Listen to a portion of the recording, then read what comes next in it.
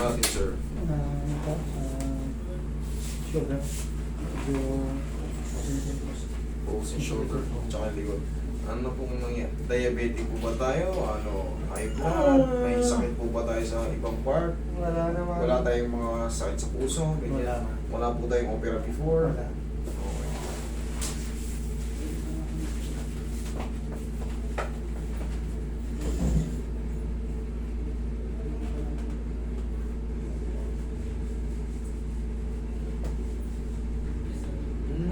Tigas. Okay. Kailan pa nagsimula to? Sino yung ano ba yung November, December, January. 3 months. Okay.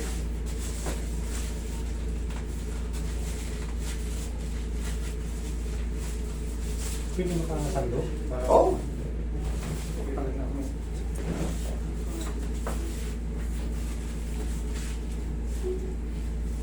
Ayos lang.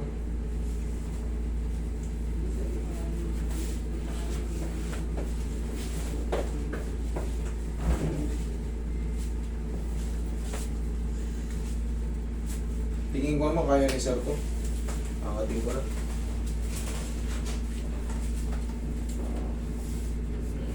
Kaya? Kaya. Sige, ito pa.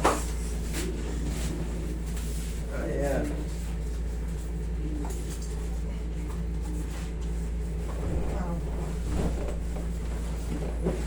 Mamaya mas maganda yan.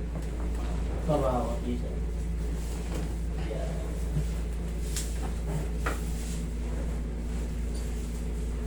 You're the one to fool me true. Ayos na. And I don't know.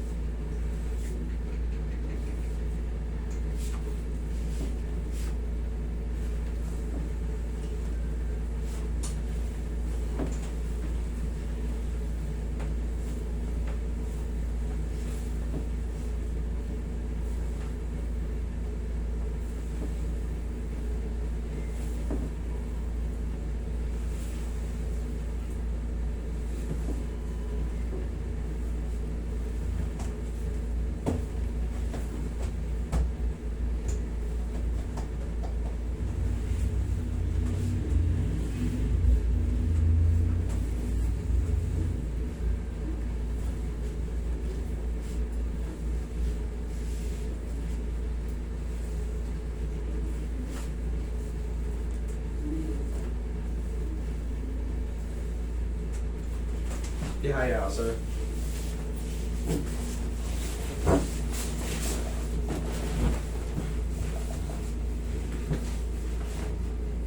Asin ko lang sa tubig ng buko. Diba? Okay. So, dyan.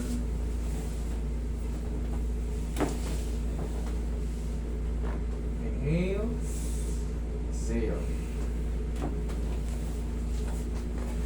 Wait lang, ha? Dalang mo, sir.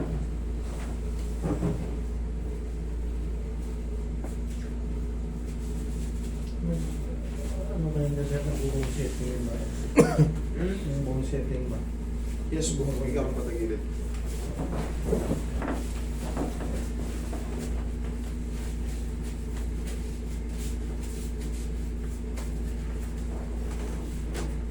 Gawin lang sa'yo.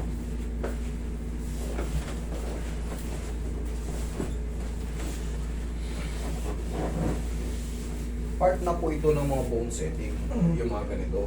Kasi mga ordinary yung mga ano, talagang nakadapa lang kayo.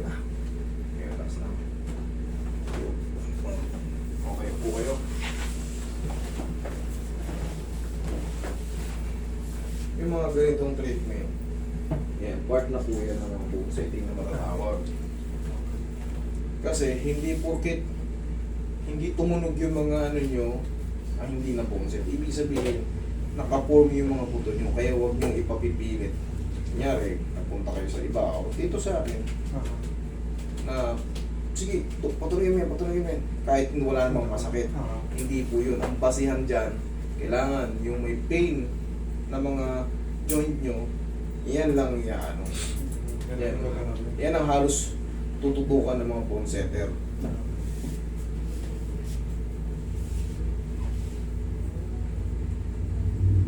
Kasi iba, no need. Yan, maganda yung position yan, okay lang yan. May mga naitutulot na maganda, yung mga cracking, meron ding maintain lang, okay na itong posisyon na to.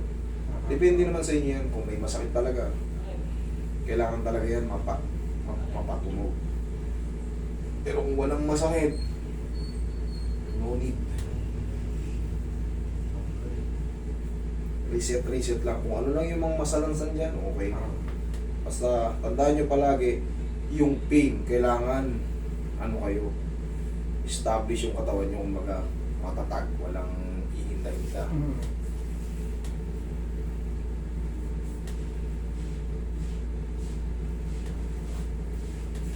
Sa tagabuo po ng aring likod dito, no? Sige, check natin.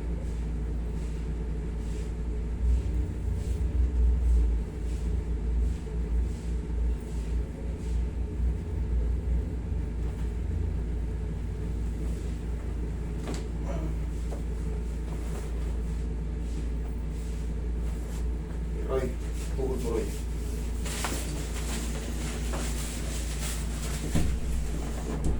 Relax na.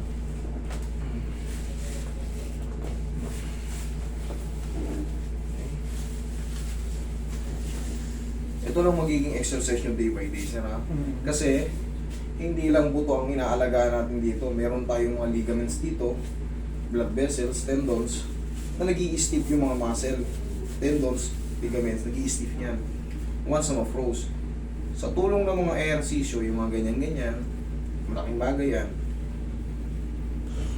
Kaya naman. Kaya naman. Okay.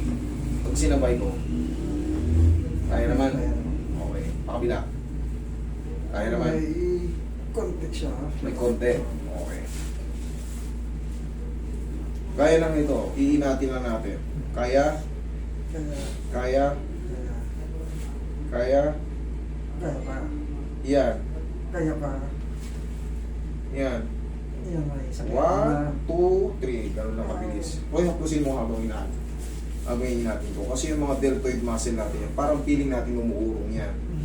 Kaya unti-unti natin, i-full stretch. Yan. Tapos yun, nangangalay na siya ngayon. Yan. 1, 2, 3. Okay, balik. Diyan ka lang muna. Tapos medium type massage lang. Kasi yan kung mapapansin mo bukol-bukol yung tubo ng muscle. Yan yung mga tinatawag na muscle spasm. Yan, mga yan. Pero hindi yan dinudurog. Okay. Ganyan lang. Kasi mawawala rin yan in a few days. Yung mga masakit dyan ngayon kasi nai-stretch. Pero pag minasage mo yan, unti-unti rin yan siyang kumakalma. Kailangan na naman talaga mainat-inat natin yung mga muscle natin na nag-i-stiff.